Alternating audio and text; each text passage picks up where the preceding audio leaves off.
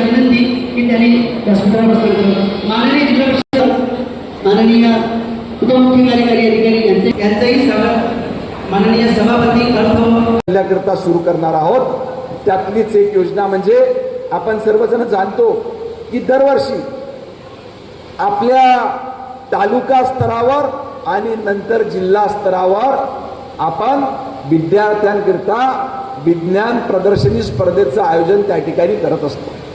आणि या तालुका स्तरावर सहभाग घेणारे विद्यार्थी किंवा जिल्हा स्तरावर सहभाग घेणारे विद्यार्थी यांना प्रोत्साहन देण्याकरिता अजूनपर्यंत कुठली योजना त्या ठिकाणी तयार नव्हती.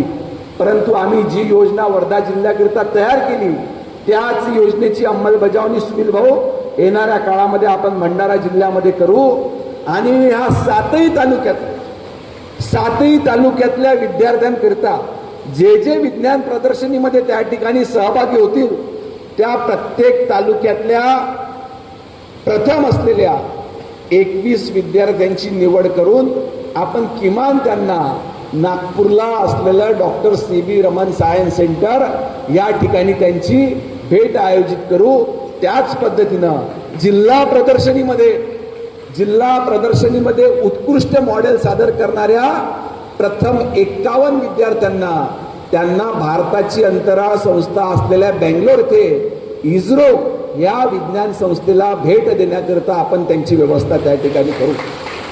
आता योगायोगानं राज्य शासनाचा शिक्षण विभागाची जबाबदारी देखील माझ्याकडे असल्यामुळे तालुका स्तराची झाल्यानंतर जिल्हा स्तराची विज्ञान प्रदर्शनी झाल्यानंतर एक राज्य स्तरावर देखील त्या ठिकाणी विज्ञान प्रदर्शनी होत असते.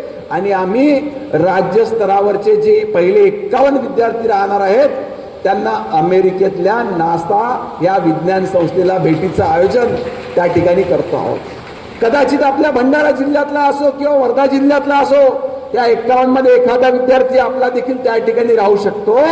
याच्याकरिता आपल्या जिल्ह्यातल्या शिक्षकांनी मेहनत घेण्याचं काम, मेहनत घेण्याची भूमिका त्या ठिकाणी करावी लागणार आहे की आपला विद्यार्थी फक्त CB रमन सायन्स सेंटर किंवा बेंगलोर पर्यंत न जाता तो इथून अमेरिकेपर्यंत कसा जाईल याचा प्रयत्न आपल्या सर्वांच्या माध्यमातून त्या ठिकाणी होणे अतिशय आवश्यक आहे.